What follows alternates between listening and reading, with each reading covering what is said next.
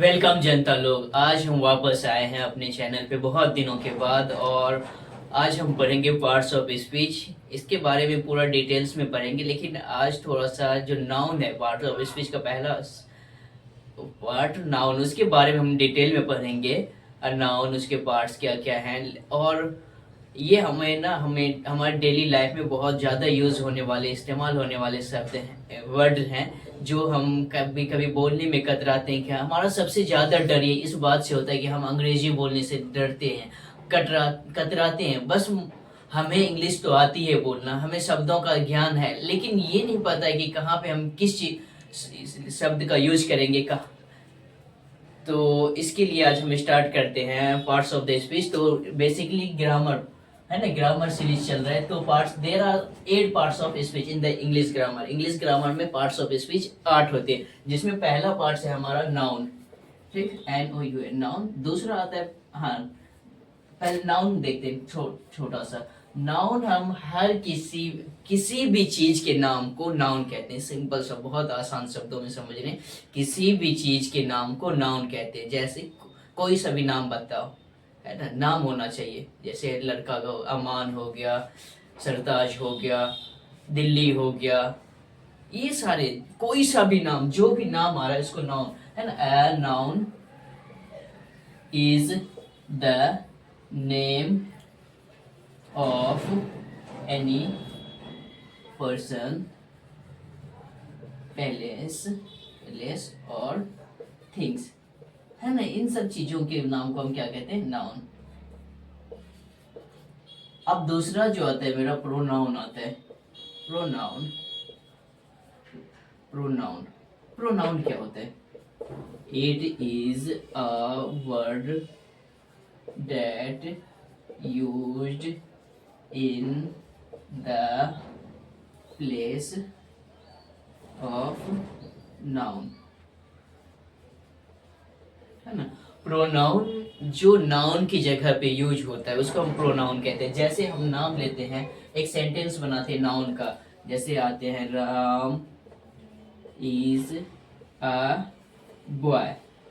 यहाँ पे जो राम का बोध हो रहा है, ये क्या है, नाउन है। ठीक, अब इसी की जगह पे हमारा प्रोनाउन क्या हो जाएगा कि नाम को रिप्लेस करना है, और उसकी जगह पे हम क्या लगाते हैं, ही इज अ बॉय, मतलब वो एक लड़का है।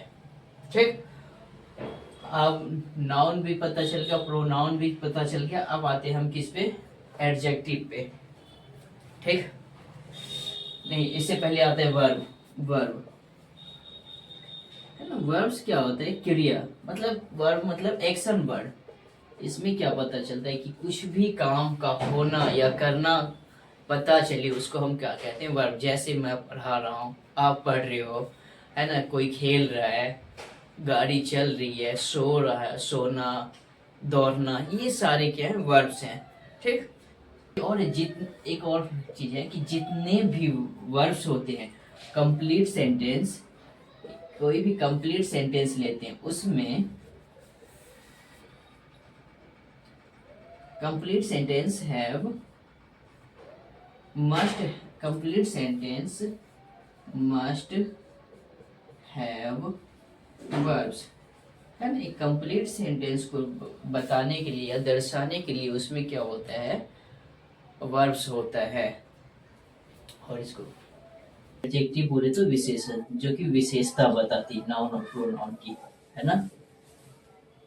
ये क्या बताती है, हमें मॉडिफाई करता है नाउन और प्रोनाउन को। जैसे कि नाउन हो जाता है और विशेषता बताती है नाउन या प्रोनाउन की। इसका एग्जांपल लेते हैं, इसका मेरा क्या है, ये नाउन, प्रोनाउन है ना। इसी में हम क्या लगा दिए, ब्लू, इसका है। ये क्या हो जाता है, हमारा एडजेक्टिव हो जाता है। मतलब नाउन या प्रोनाउन की विशेषता बताने वाले शब्द को हम क्या कहते हैं, एडजेक्टिव कहते हैं। जैसे marker is expensive, expensive marker, ऐसे इस ब्लू इसका है, 5 स्टूडेंट,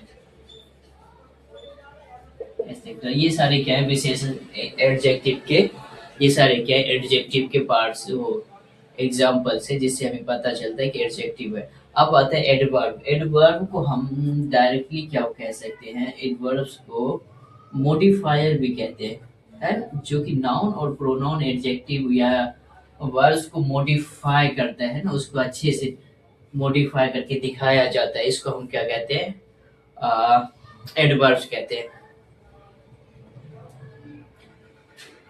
है ना? और इस एडवर्ब जो होता है, एडवर्ब की जो सेंटेंस होती है लास्ट में एल वाई, अक्सर देखा जाता है ये एंड जो सेंटेंस होता है, एल वाई एंड सेंटेंसेस, ये जो एंड होता है लास्ट खत्म जो सेंटेंस होता है कहाँ से होता है, एल वाई। जैसे सी वॉक स्लो, है ना? स्लो क्या वर्ब है, इसी को हम क्या डाल दी, स्लोली। तो क्या कर रहा है, वो चल रही है कैसे, स्लोली, धीरे से चल रही है। ही स्पीक फास्टली, ये सारे क्या हैं, एडवर्ब्स के पार्ट हो जाते हैं। और इसके बाद आता है प्रीपोजिशंस। हाँ, एडवर्ब के बाद फिर क्या आ जाता है हमारा, प्रीपोजिशंस आता है।